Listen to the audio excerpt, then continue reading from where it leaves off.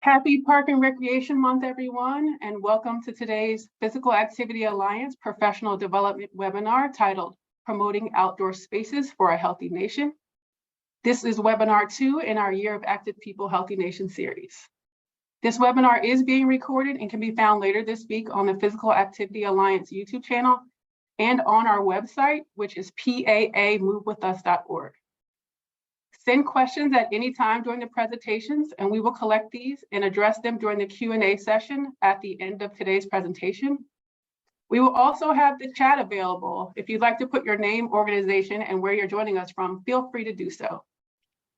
My name is Ayana McKnight, and I manage the day-to-day operations of the Physical Activity Alliance, and I'll be filling in as host today on behalf of the Physical Activity Alliance's Professional Development Webinar Committee. Based in Washington, D.C., the Physical Activity Alliance is the nation's largest and most inclusive community of physical activity advocates, researchers, academics, and practitioners. Guided by the National Physical Activity Plan, our mission is to promote, support, and advocate for policy and system changes that encourage Americans to lead more physically active lives. Again, this is webinar 2 in our Year of Active People, Healthy Nation series. We have a great lineup of speakers to talk to you all today about the importance of promoting outdoor spaces for a healthy nation. Without further ado, I'm going to turn things over to our first speakers who will introduce themselves.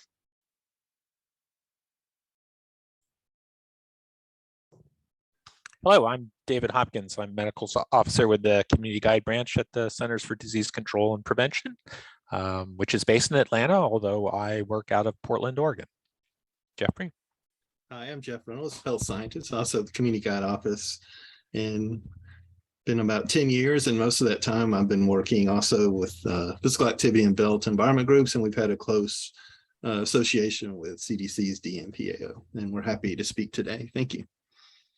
Thank you, Jeffrey. So we're here to go over very briefly the results from a systematic review that our group produced for the Community Preventive Services Task Force, looking at the effectiveness of park, trail, and greenway infrastructure interventions to increase physical activity.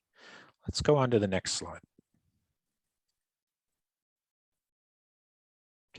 So first, let us tell you who we are. So the Guide to Community Preventive Services operates out of CDC. We provide staffing support for the Community Preventive Services Task Force, an expert panel that does assessments of published evidence on effectiveness and makes recommendations regarding interventions that are appropriate for communities and healthcare systems. The methods that we use are open to the broad consideration of evidence, including observational designs. So we go beyond the randomized controlled trial that many other organizations focus on. And the work that we produce out of CDC is assessed by the Community Preventive Services Task Force, and it's their final call about the evidence on effectiveness and the recommendations regarding use. All of our work, including the task force recommendations, can be found on our website, which is listed there at the bottom. Next slide. Okay, this will take a little bit because the animation will be slow, but what do we consider in community guide reviews? Well, we look at programs and policy interventions that have an impact on a population or group for the intended outcomes, which may be behavioral outcomes, or they may be health outcomes. So behavioral outcomes like increasing physical activity, health outcomes like reducing fall hospitalizations. The ultimate goal of the interventions assessment is that is there evidence that it is either demonstrates or is linked to reductions in morbidity and mortality or enhances health equity. If you could click to the next animation. We always look at whether or not the evidence, which may come from a variety of countries around, whether that's applicable to important settings and populations in the United States. Next. For selective reviews, we do an economic analysis comparing the costs and benefits of these interventions, and I'm happy to report that this is one of the selected reviews. An economic review is underway. The results from that review will be available by the end of the year. Next. We look at additional benefits and potential harms if they're relevant to the intervention. Next. and we look for considerations for implementation. I think we'll provide you a little bit of information regarding that at the end of this presentation. Next slide. So we've done a number of intervention reviews in the area of built environment, focusing on whether studies published in the peer-reviewed literature have demonstrated effectiveness for increasing physical activity. So we have reviews and recommendations regarding creation of or enhanced access to places for physical activity when it's combined with informational outreach. We have interventions to increase active travel to school, and a review of built environment approaches that combine transportation system interventions with land use and environmental design. Again, all of those are available on our website. Next slide. All of our projects, we receive oversight from subject matter experts recruited from the field and from important partners. And this is the coordination team that provided oversight for this set of reviews. Just a fantastic team. You'll probably recognize several of the names on there. Next slide. So in setting up our intervention review, we defined the intervention, and this is what we were looking at. We were looking at park, trail, and greenway infrastructure improvements. So generally they were separate from one another. So we had park studies, trail studies, and greenway studies, and had to be some sort of infrastructure improvement, and may or may not have been combined with additional activities. And those activities were whether or not there was community engagement involved in planning or in promoting the intervention or the infrastructure improvement, whether there were public awareness activities, whether there were programs that were offered to encourage physical activity, and whether the infrastructure improvement included access enhancements such as street crossings. So those were the combinations of interventions that we looked at in this review. Next slide. I won't go through this in detail, but if you were to, in a diagrammatic format, display how we think the intervention works and what outcomes outlined in red we were interested in looking at in our systematic review, that's what this slide is telling you, and I'll leave it for you to enjoy at your own leisure. Next slide. But these were the research questions. We were interested in whether or not infrastructure improvements, increased physical activity, had an impact on mental health and well-being, improved quality of life, and had measures of reductions in morbidity and mortality. And going down to the bottom, our real interest was, are there differences by the type of infrastructure, and are there differences when you add or don't have additional interventions? Next slide. So this is all systematic review information. We piggybacked our search for evidence on a review produced by Hunter and colleagues in 2019. And then we had criteria. We restricted our analysis to studies from high-income countries, but we looked at any of the settings. The study population frequently was people either using or observed using the setting, or people who lived in the surrounding communities and were surveyed as to their use. Our study designs were open to more than just RCTs, so they included before-after designs. The intervention I've already described, and the outcomes that we're going to focus on were any measure of physical activity, and the individual studies provided a wide range of different measures, and any measure of use of the infrastructure. So a simple count would be an example of a use measure. Next slide. And this is the search yield. Again, it's a lot of information here, but go down to the very bottom.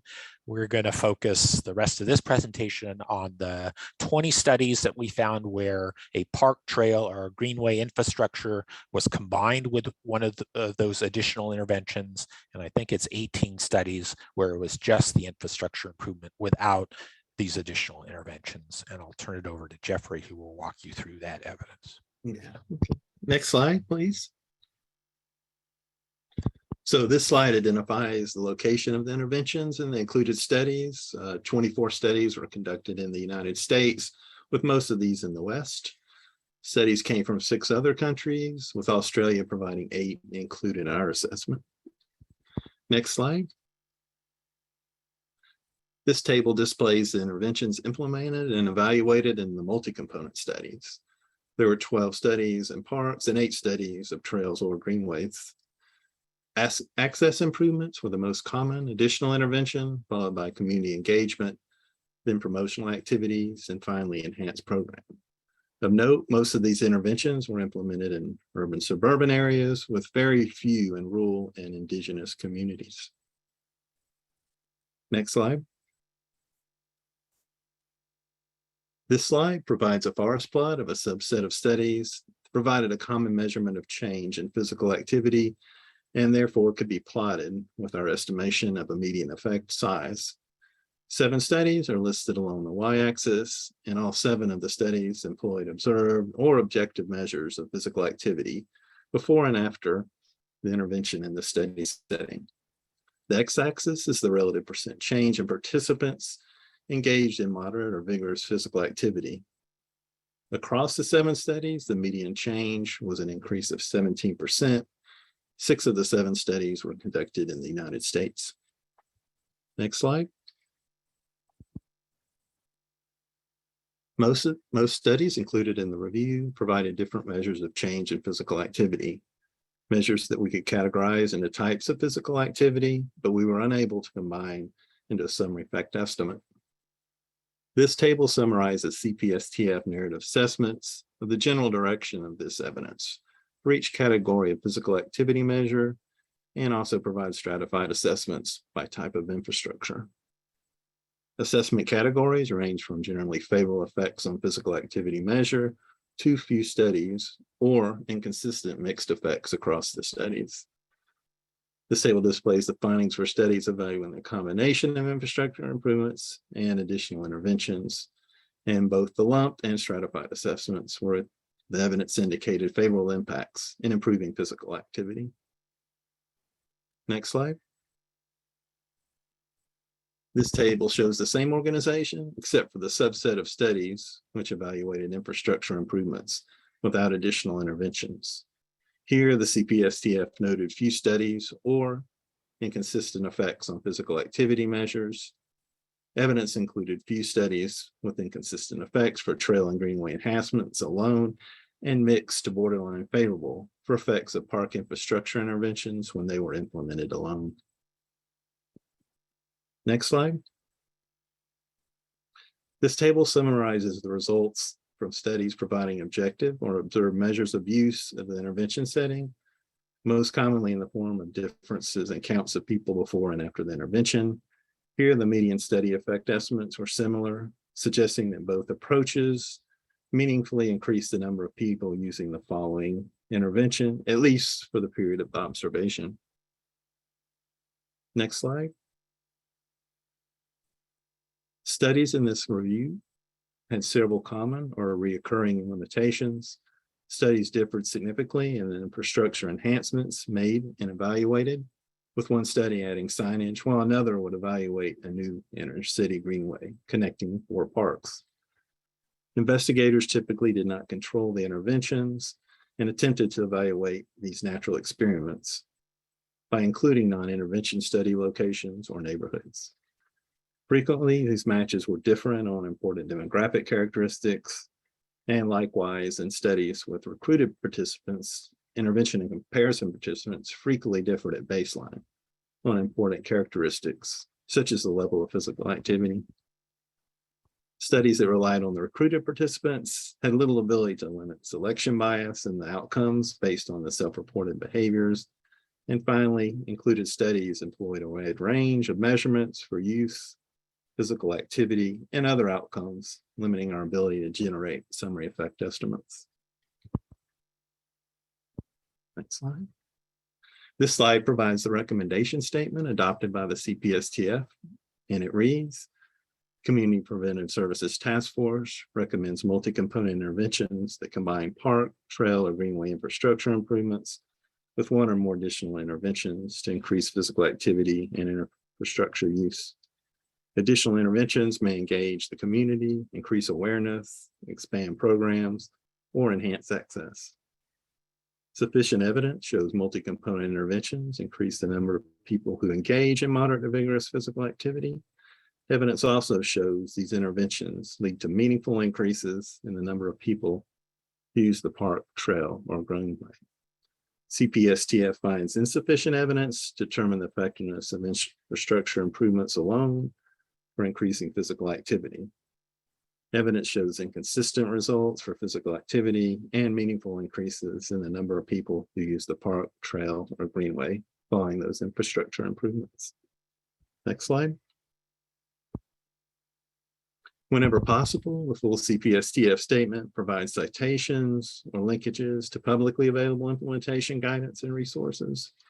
For this review, the CPSTF prioritizes inclusion of guidance on equity, including those documents developed by NRP, Safe Routes Partnership, Rails to Trails Conservancy, and many others. Next slide. This slide presents some of the key evidence and research gaps from the review. First, the narrow focus of this review means that the CPSTF findings did not include evidence on the value of existing parks, trails, and greenways, that effectiveness of interventions without infrastructure enhancements, and other types of interventions such as green space and urban greening interventions that are typically focused on streets and vacant lots. From the review itself, the CPSTF noted important gaps for the current and future research. Most of these outcomes had few studies and inconsistent results. More studies are needed, hopefully employing the same metrics. Additional studies of multi-component approaches might be able to identify which infrastructure enhancements and which additional interventions are more consistently effective in increasing physical activity. And additionally, studies are needed to examine effectiveness of these interventions in rural and indigenous communities. Finally, a number of studies noted substantial barriers to equitable use of parks, trails, and greenways across these communities. So understanding whether and how these interventions or these combinations can effectively reduce these barriers is important. Next slide. That concludes our presentation. Thank you.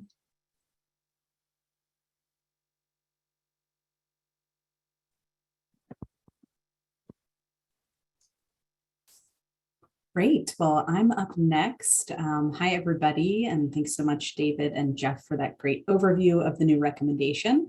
I am Allison Coleman. I use she, her pronouns, and I'm the Director of Health with the National Recreation and Park Association. Pleased to be here with you all today representing NRPA during Park and Recreation Month. This is perfect timing, so hope everybody's celebrating this July. And I'm excited to share some of the resources and the data that NRPA has that's really related to this new recommendation.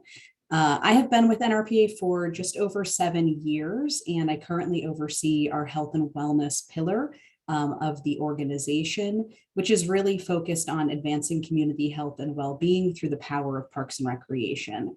But I come to this work with a background in exercise science and coaching, and have spent about 7 years or so working on the ground in a community center on individual and population health related initiatives. So I'm super passionate about physical activity and really believe in the power of community-based organizations to be champions for advancing health and well-being. For today's presentation, I'm going to share a little bit more about NRPA and the work that we do. As I said, highlight some of the data and research that we have really related to kind of the current state of local park and recreation systems nationwide, and then share some of the resources that we've developed. So if we can go on to the next slide, that would be great. So a little bit more about NRPA. We are the national nonprofit organization that represents all local park and recreation systems across the country. Typically, those are your city, county, and regional park and recreation departments. And we also represent the professionals who manage these spaces and the programs and services provided in them. Our vision is that we seek a future where the full power of parks and recreation is widely recognized for creating a better life for everyone by building strong, healthy, and resilient communities, because our mission is really that everyone deserves a great park. Next slide, please. And so as an organization, we have 3 pillars. I mentioned our health and wellness pillar, but we have 2 others. Equity and conservation. And at NRPA, we certainly state that equity is at the center of everything that we do, because really our mission depends on it. And so as an organization, we are committed to advancing justice, diversity, equity, and inclusion internally within our operations and how we function, as well as externally with our work in the park and recreation profession, really to ensure, again, that everyone has access to a high quality park and recreation system that meets their needs. With our conservation pillar, we are primarily focused on climate-ready parks and being able to leverage parks, green space, and nature to mitigate against the impact of climate change, while at the same time fostering the next generation of environmental stewards. And then, as I said, within our health and wellness pillar, we're focused on advancing community health and well-being through the power of parks and recreation, and really leveraging the unique role that park and recreation professionals play in communities in serving as stewards of trusted gathering places that are really capable of advancing health equity, improving health outcomes, and enhancing quality of life across 7 dimensions of well-being. We can go to the next slide. And so at NRPA, we really believe that parks and recreation is absolutely essential. We recognize that parks and recreation play a vital role in shaping the conditions where people live, learn, work, and play. So really those social determinants of health. And as many of you know, access to those determinants, that's what has the greatest impact on our overall health outcomes and overall well-being. So there is significant evidence, and the findings from the community guide lift this up, but the parks and recreation have a positive influence on physical activity, mental health, chronic disease, and even improving healthcare costs and healthcare savings. In fact, people who utilize parks and live near these spaces are 3 times more likely to achieve recommended levels of physical activity than non-park users. They're also more likely to experience improved cognitive performance and a reduction in illnesses such as depression, attention deficit disorder, and Alzheimer's. And there are physical health benefits as well. Reductions in the risk of certain types of chronic disease like diabetes, certain types of cancer, and heart disease, in addition to decreased stress and blood pressure. So parks and recreation really have an incredible influence and power on our overall health outcomes and health and well-being. We can go to the next slide. And so one of the benefits that we provide as a membership association is really our ability to monitor trends and conduct research on the field of parks and recreation. So given the new recommendation featured in the community guide, I wanted to share some of the data on the landscape of local park, trail, and greenways, as well as the types of programs and services offered by park and recreation agencies. So just a couple of data points. There are 10,000 local park and recreation agencies nationwide who manage approximately 105,000 close to home parks within a 10-minute walk of home for most people.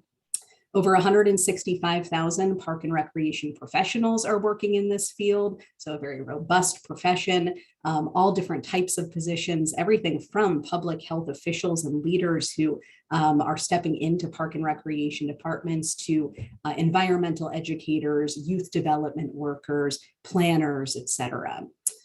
95% of agencies manage playgrounds, 81% manage trails, greenways, or blueways, and 64% of agencies manage recreation centers. So lots of different infrastructure in communities that these professionals are managing.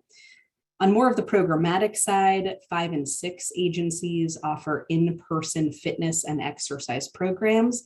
And in kind of an exciting trend, 80% of agencies are offering outdoor health and wellness programming. And we've seen that increase over the course of the COVID-19 pandemic. And then lastly, 76% of agencies believe that physical inactivity is the public health issue that they can have the greatest influence on. So park and recreation professionals are really bought in to their role in increasing physical activity across communities. Let's go to the next slide, please. And maybe the next slide here. Perfect, thank you. And in general, the public is really supportive and highly engaged with parks and recreation. Many members of the public utilize these spaces for health, social, emotional, and environmental benefits. In fact, our data tells us, and most of this is from our 2021 Engagement with Parks report, but that 260 million people visited a local park or recreational facility at least once in 2021. So a pretty significant number of folks living here in the US. More than 7 in 10 residents have at least one park or playground within walking distance of home. 4 in 5 US adults seek high quality parks and recreation when choosing where to live. So people are really looking to reside in communities where there are high quality park and recreation systems. This is one of my favorite data points, but 93% of US adults believe that parks and recreation are essential to their physical and mental health and well-being. And then just a couple of other things, that hiking, biking, and walking on local trails is the second most popular activity that people across the US report in terms of their favorite activities to do at parks. So people are really viewing these spaces as those spaces where they can engage in physical activity like hiking, biking, and walking. And then lastly, 3 in 5 US adults still drive to parks, playgrounds, open spaces, and recreation centers, but nearly half walk to those locations. So we still have some work to do there on enhancing access to these spaces and improving walkability. Let's go to the next slide. But despite the benefits that Parks and Recreation provides to communities and the support of the public, significant inequities continue to persist in terms of who has access to these spaces and who benefits from these spaces. In fact, according to one study, non-white and low-income neighborhoods are 50% less likely to have one recreational facility in their community when compared to predominantly white and high-income neighborhoods.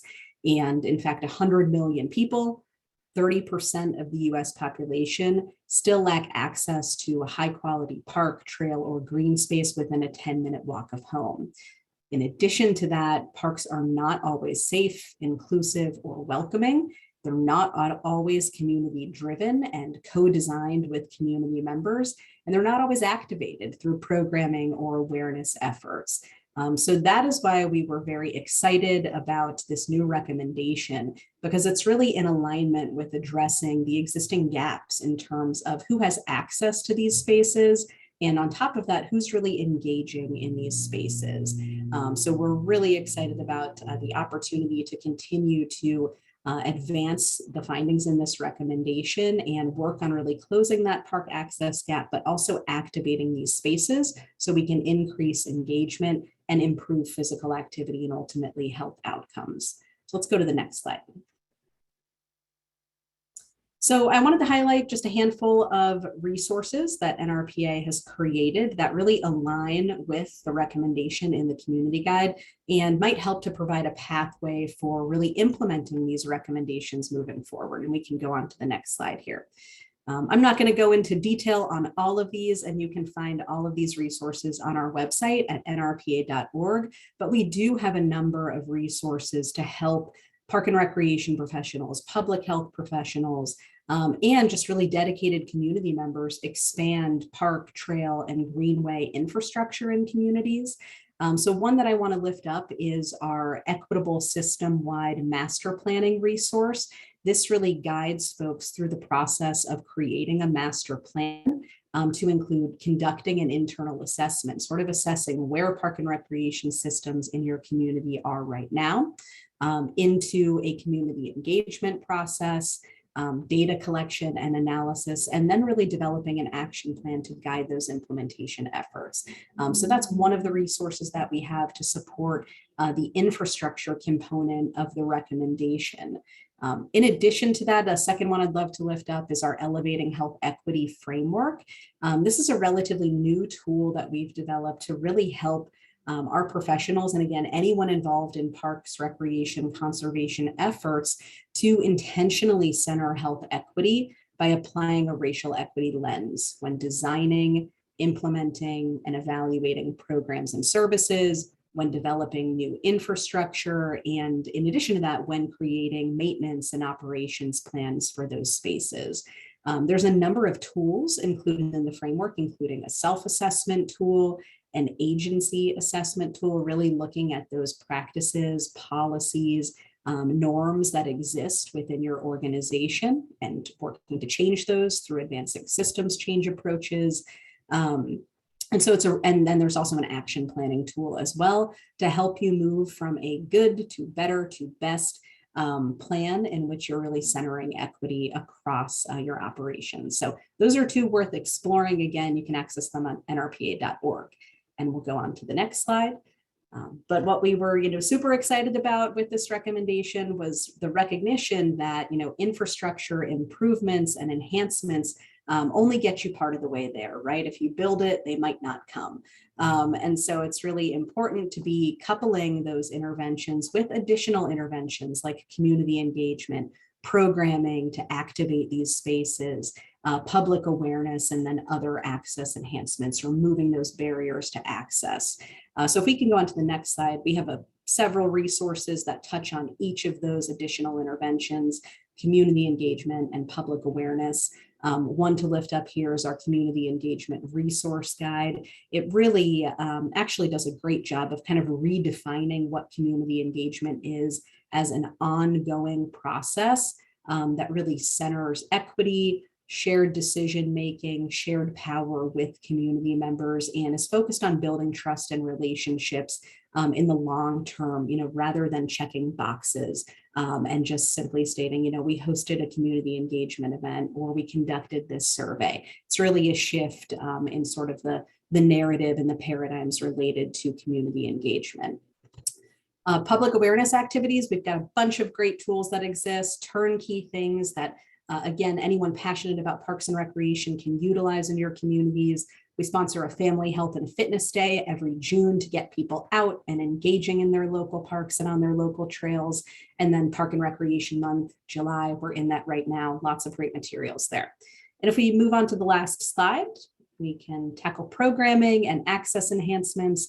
We have a great new toolkit that we just released related to our community wellness hub vision. Again, leveraging that role of parks and recreation as trusted gathering places in communities and activating those spaces by offering programs and services across 7 dimensions of well-being. So we're really thinking about health and wellness more holistically and outside of simply being free of disease. And parks and recreation are a great catalyst for championing that focus on overall well-being, that whole person, whole community lens.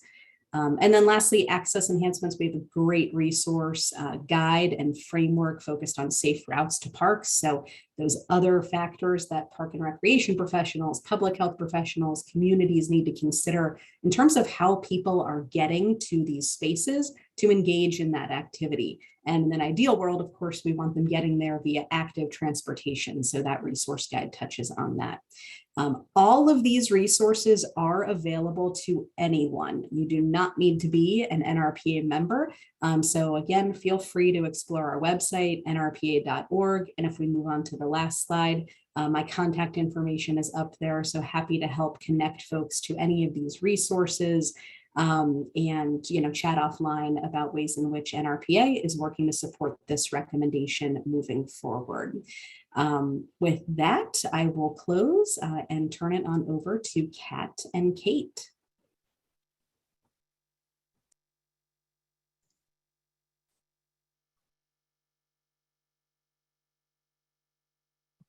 Hi, everyone. Thanks for having us today. My name is Kat, and I work with the La Crosse Park and Rec Department in La Crosse, Wisconsin. And I coordinate the fitness programs for our department. Hi, my name is Kate Kroll. I am the administrative assistant within our department. So as far as the physical activity side of things, we're involved with physical activity, whether it's the parks, the trails, the recreation side of things, anything and everything. So and help out wherever we can.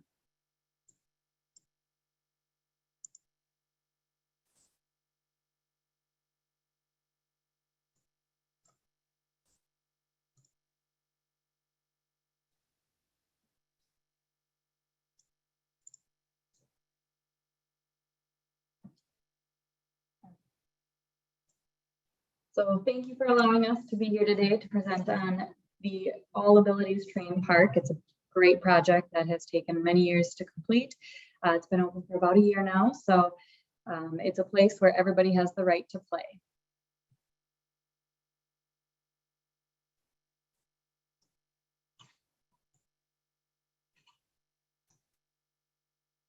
So this is an aerial shot that was taken from the day that we opened. A drone kind of flew over and gave an overview of all of the different sections within the park. Since the opening, there have been other additions to the park. There's been a zip line added that is not in this view.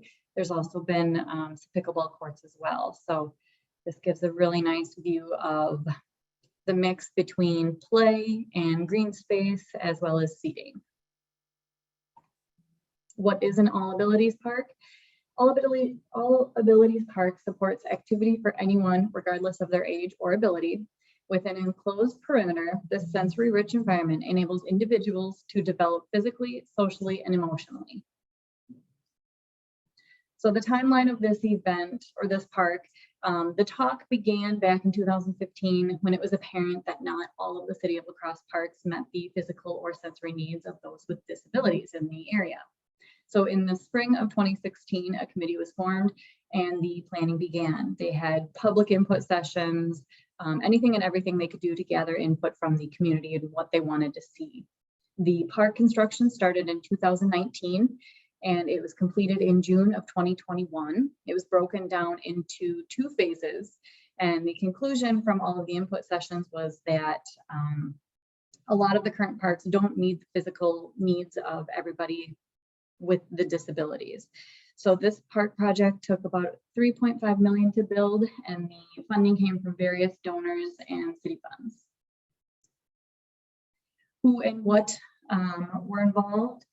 So we had educators, medical professionals, local elected officials, social services, our park and rec department, parents, families with children, and families with children with various special needs or disabilities.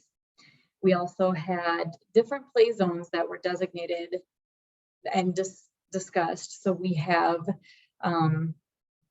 areas for unique sensory needs, engaging areas to play experiences with others.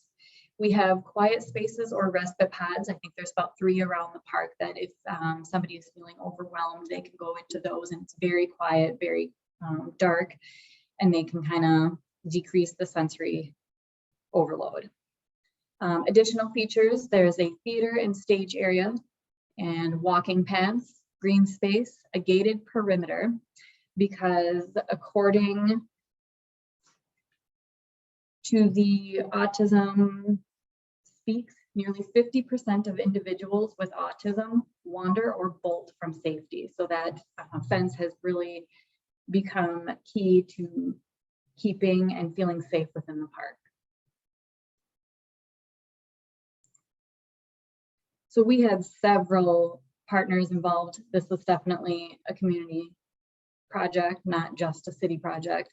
So we had the Autism Foundation, the Community Foundation, La Crosse County, Mayo Clinic Health System, Gunderson Health System, School District of La Crosse, University of Wisconsin-La Crosse, Down Syndrome Association of Wisconsin, and all of these groups contributed, whether it was helping fundraise, it was a fiscal sponsor where they were in charge of holding all of the pledges and donations, the park design, equipment selection and adaptations, making sure there was something for everybody with each level of disability.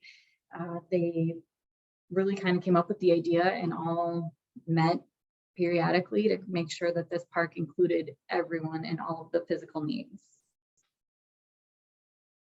One section of the park is for toddlers, which is tough in areas. A lot of parks are aimed towards older children.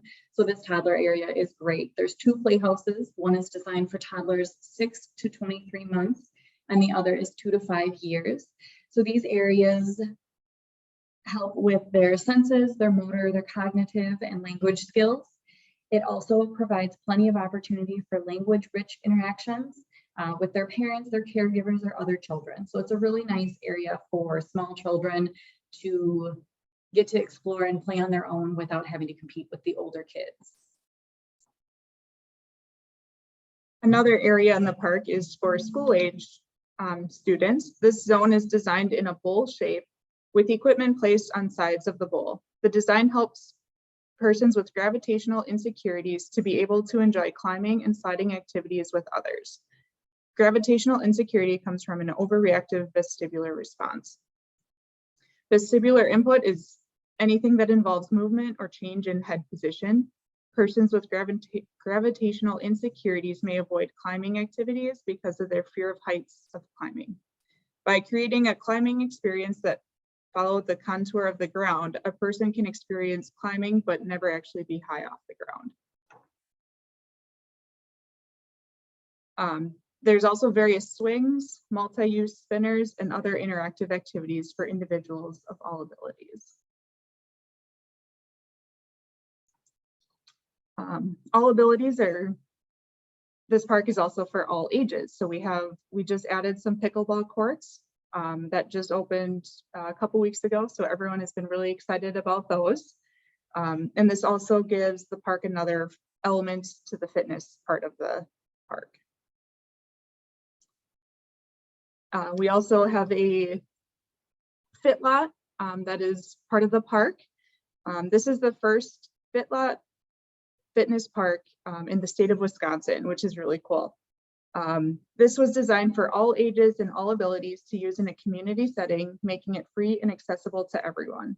There are downloadable instructions or QR codes at each station to help everyone use the equipment correctly. So our department received a grant from AARP to offer free classes for the community. All of these are led by certified fitness professionals. This circuit training class provides a full body and fun workout with benefits for all ages and abilities. The series is perfect for people starting a new fitness routine or restarting their fitness habits. Participants will train once a week with a group of committed neighbors who are also working to achieve more active lifestyle. We do offer a handful of classes at different times and throughout the week, but more information can be found on the FitLot website. Also at this park, we have some rentable spaces, and we have an outdoor pavilion for public use, and then there's an indoor activity room with that people can use as well.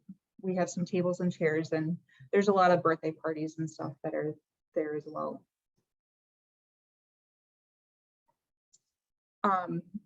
Just some stats that we have in La Crosse County. There's an estimated over 12,000 people over the age of 5 with a disability, which is about 12% of our population. And according to the CDC, autism affects 1 in 59 children in the US. So this is just really important to have a park like this for all abilities and all ages in our area.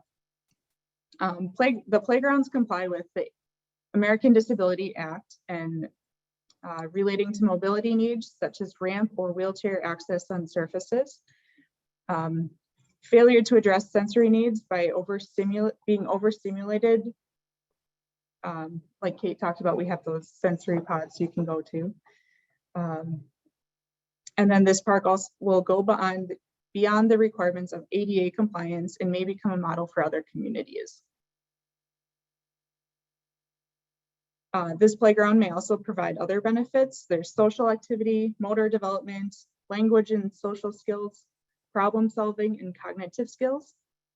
And an example of one of those is the climbing zone in the park. And this will engage large and small muscles by climbing up, down, over, under, and around on both stable and moving climbers. Some climbing structures will have predictable patterns, while others will be less predictable, providing variety of challenges and work on problem solving. This is designed to be explored individually or with a group to work on social skills. So this is just one of the parks that we have in our area, and we're really excited to be able to program it with the Fit Lot and pickleball and many other things in the area. And then with other parks we are also doing like Zumba in the parks and yoga in the parks. So as a program coordinator, it's really cool to have the support of our departments, the city, and the community to be able to offer all these programs in the parks. And that's all we have.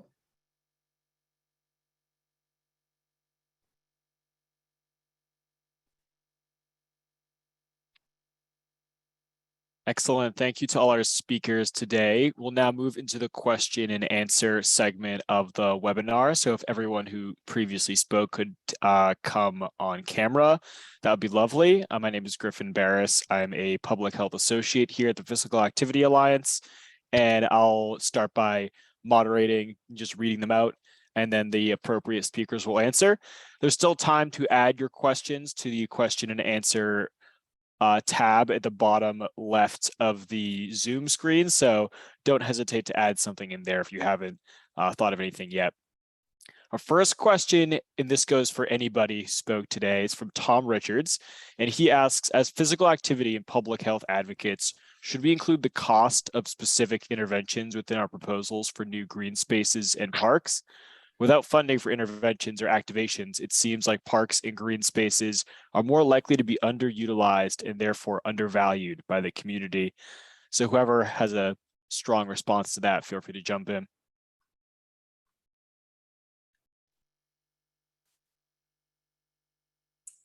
I'm happy to jump in and get us started, and would welcome others to chime in as well. I would say yes. In fact, we always encourage our members to include funding for some of these additional elements in any proposal.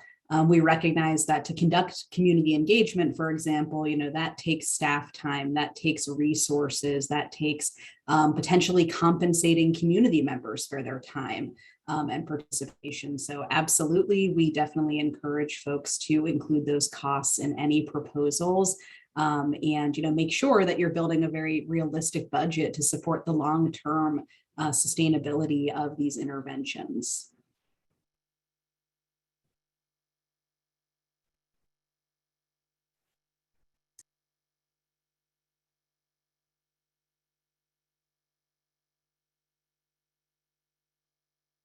Any thoughts from David, Jeff, Kate, or Kat? This is David. Our interest is from the research perspective, that if evaluations include the costs of the interventions, then down the road we can do cost effectiveness analyses, which would further might support that there's a return on investment here and increase the acceptability or popularity of parks as trails and greenways as a physical activity mecca.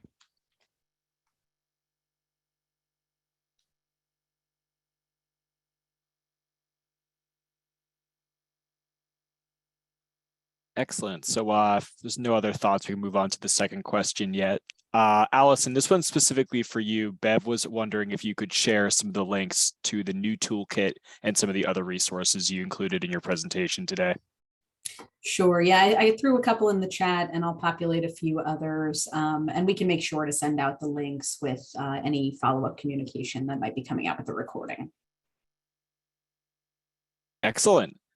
And this also could be for anybody. Sadika asks, has there been any innovation in playground safety regarding hot slides and/or playground equipment? It's definitely a barrier for younger kids and families being active in the summer, especially with all the heat waves we've had recently.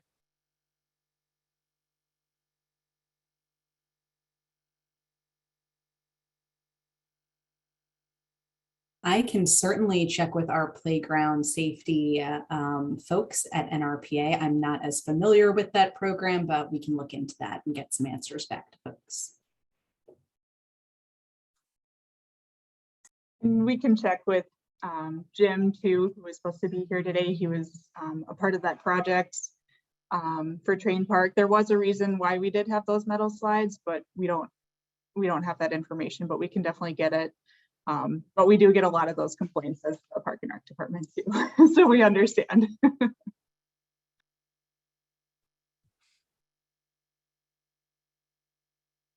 And going back to Kate and Kat with the train park, are the sensory pods cleaned regularly, air conditioned or heated? Annika asks.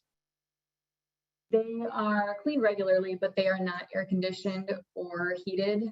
They do have an open feature. We don't have them. So that park is so special that it's not open in the winter, just due to the snow plowing on that soft surface. So the heat really wouldn't be too much of an issue, but the air conditioning, unfortunately, they are not, just because they do have a little bit of an open feature. They're designed so they face away from the bowl area of the park, so that all of the noise gets captured, and they're insulated, so that everything kind of takes the noise before it gets to who's ever in them.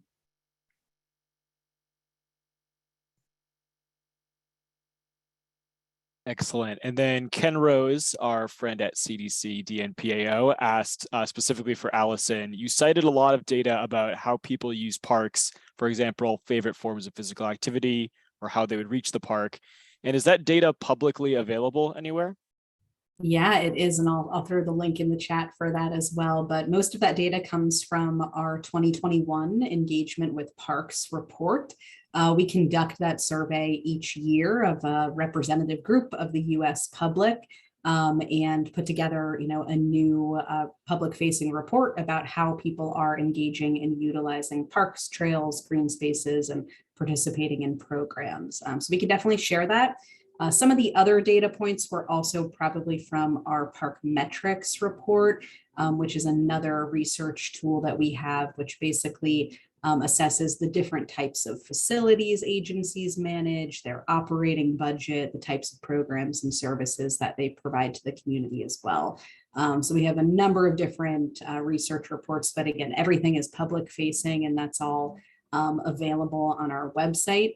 We also have a couple of newly adopted Parks Are Essential data points, and I'll share the link to that as well. But that is basically, evidence-based data that combines a number of different studies and research that's out there about the health benefits, the economic benefits, the social benefits of parks and recreation. And so again, we've compiled it all for you, so it's really easy for y'all just to access, lift, and make the case in your own communities for these benefits.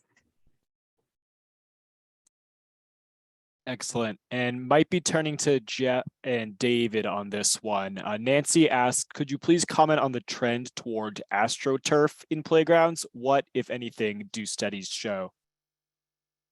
We did not encounter that. That's a very, very fine specific issue, which we didn't encounter in the studies. I guess Kate and Kat or Allison, is there anything that your organizations have encountered with AstroTurf, or does the train park incorporate that or not incorporate that for any specific reasons?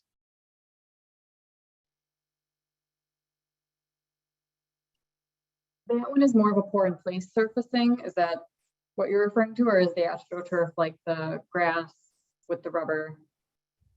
I believe it would be the rubber grass, but you're more experts than I am, so interpret it however you wish. We don't have any of our parks that have those. It was never really discussed. The pour in place is a great material, and it's been reviewed by many different boards and stuff to be safe for the environment as well. So we like to incorporate the pour in place, but also have the green space with the real dirt and grass and stuff as well.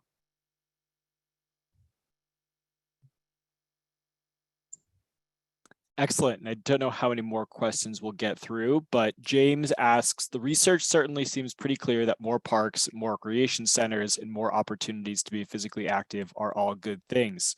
So beyond the research being done, are there any other nationwide initiatives to promote park systems and physical activity? For example, are there any plans to implement spaces like the train park across the country, or just across the beyond La Crosse in Wisconsin? So since we have done ours, I know that there's one in another neighboring town about 30 miles away. And then there's another one developing as well. So since ours has been completed, it does seem like more communities are trying to go towards those to really include everybody. They're great. We've had a lot of great feedback on ours. It's very heavily used every day. And I can add in from a national perspective, one of NRPA's sort of 5 tenets of our current strategic plan is really focused on building a movement and elevating the role that Parks and Recreation plays in communities. So absolutely, we are committed to, continuing to lift up the positive benefits that Parks and Recreation provide and generate additional investment in future parks, trails, green spaces, and those activation components. We do have a public policy team that's focused on advocacy efforts at sort of that federal legislation standpoint and continuing to generate funding through streams like the Land Water Conservation Fund. That's one of the biggest buckets of funding that's out there for local park and rec systems and to expand infrastructure in communities. There's also other funding streams like community development block grants. So we're definitely there doing that work and hoping to continue to grow the bucket of funding that's available to support these interventions moving forward. Our team also does some grant making. And so check out our website because there could be some opportunities that are available, directly for park and rec agencies, as well as partners, public health agencies and departments, community-based organizations who are wanting to advance these efforts too.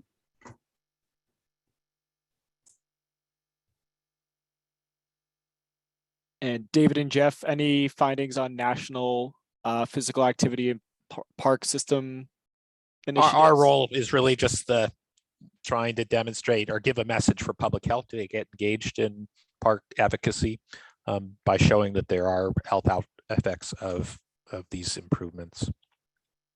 But it's there's to carry on the actual getting these things implemented. Excellent. I think that wraps up our question and answer. I'll turn it over to Ayana to close things out for us. So thank you all for joining us today. We will send a follow-up email with materials and resources that were discussed in the webinar. We will also share the recording. Thank you to David, Jeff, Allison, Kate, and Kat, our presenters.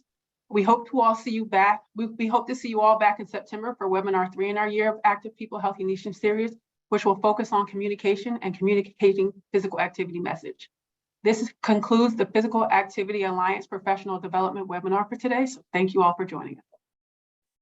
Thank you for having us. So much. Take care.